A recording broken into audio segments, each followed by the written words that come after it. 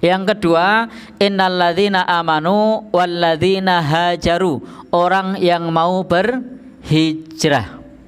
Jadi orang yang mendapatkan rahmat itu, pertama dia cirinya beriman, mukmin. Yang kedua cirinya berhijrah atau muhajir. Kalau beriman itu namanya mukmin, kalau berhijrah namanya muhajir.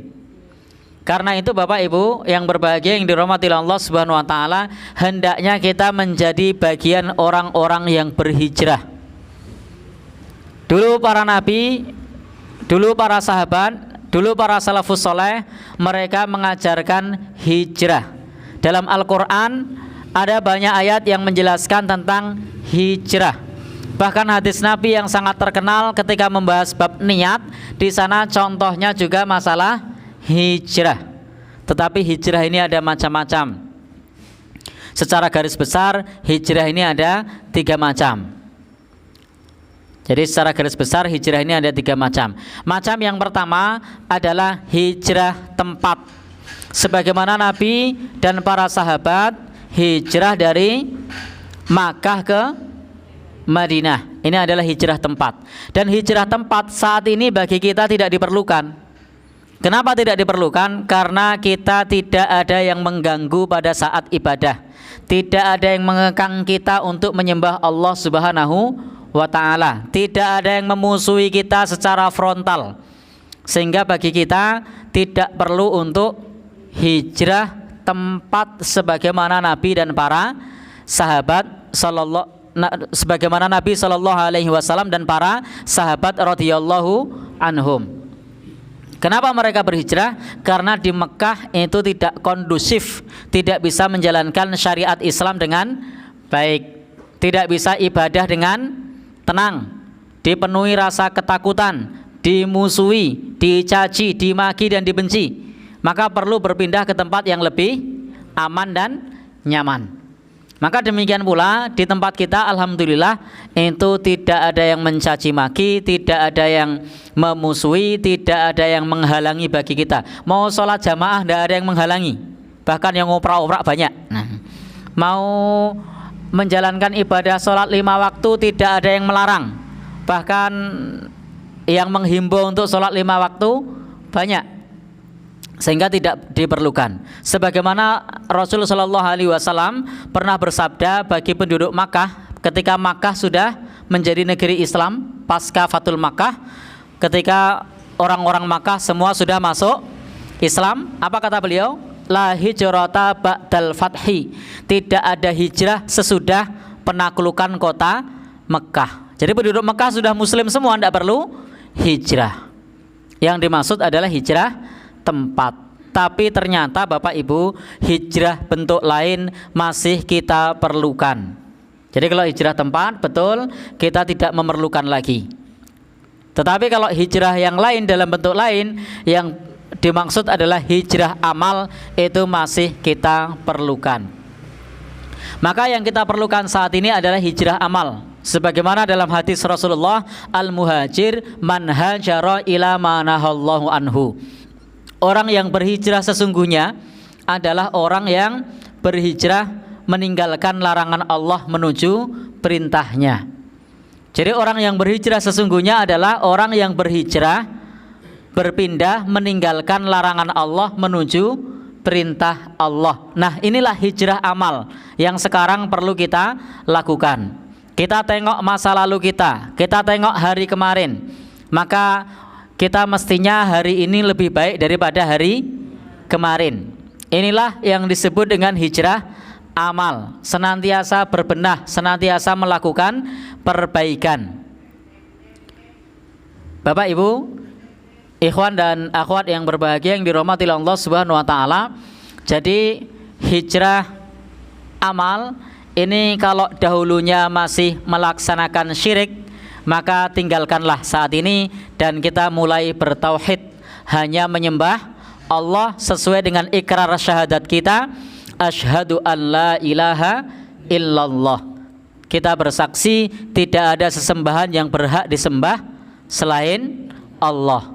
Jadi kalau kemarin kita masih mengagungkan makhluk-makhluk gaib, ada yang nyebut buta hijau, Ada yang menyebut Nyai Roro Kulon, Kidul misalnya. Ada yang menyebut, apalagi yang biasa diagungkan sama orang, genderuwo. Kemudian apalagi tuyul. Nah, banaspati misalnya. Maka hendaknya kita tinggalkan. Kita tidak perlu mengagungkan yang demikian. Yang perlu kita agungkan adalah Allah Subhanahu wa ta'ala. Yang kemarin masih takut dengan pohon besar, yang kemarin masih takut dengan jembatan, yang kemarin masih takut dengan perempatan, yang kemarin masih takut dengan keramatan, maka saat ini kita berhijrah hanya takut kepada Allah Subhanahu wa ta'ala. Karena sejumlah orang masih takut dengan tempat tertentu, kemudian memberikan sesaji dan seterusnya.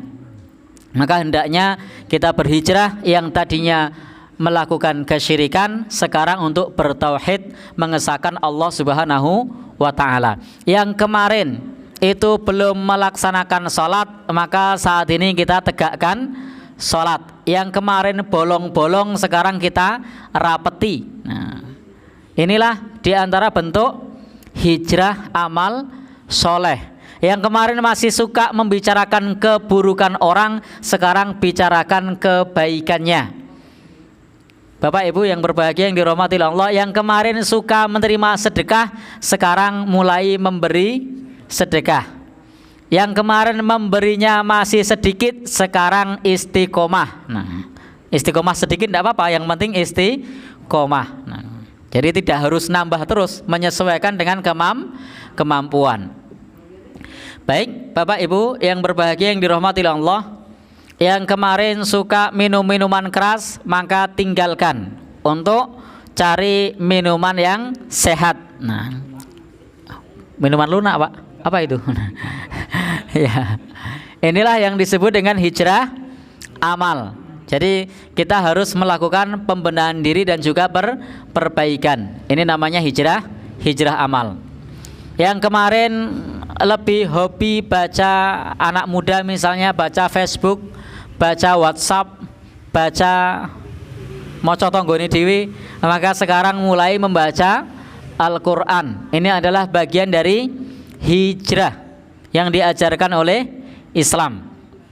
Maka Nabi mengatakan al-muhajir man hajara ila manahallahu anhu. Jadi orang yang hijrah sesungguhnya adalah orang yang hijrah meninggalkan larangan Allah Subhanahu wa ta'ala. Maka kita lihat sekarang ini, saat ini masih adakah larangan Allah yang kita terjang? Maka mulai saat ini kita tinggalkan larangan tersebut. Masih adakah kewajiban yang saat ini belum kita tunaikan? Maka mulai saat ini kita kerjakan kewajiban tersebut. Inilah yang disebut dengan hijrah yang bisa kita kerjakan, dan mudah-mudahan kita termasuk orang yang mendapat rahmat Allah dan pantas mendapatkannya. Bapak Ibu yang berbahagia yang dirahmati Allah Subhanahu wa ta'ala, demikian pula kalau kemarin kita masih sulit untuk menunaikan sunnah-sunnah Rasulullah, maka saat ini kita mulai kerjakan sunnah-sunnah Rasulullah. Ada banyak sunnah Rasul itu, mulai dari yang kecil sampai yang besar, mulai dari yang ringan sampai yang berat. Maka kita kerjakan perlahan sesuai dengan kemampuan kita untuk menunaikan, mengerjakan sunnah-sunnah Rasulullah Shallallahu Alaihi Wasallam sebagai wujud hijrah kita.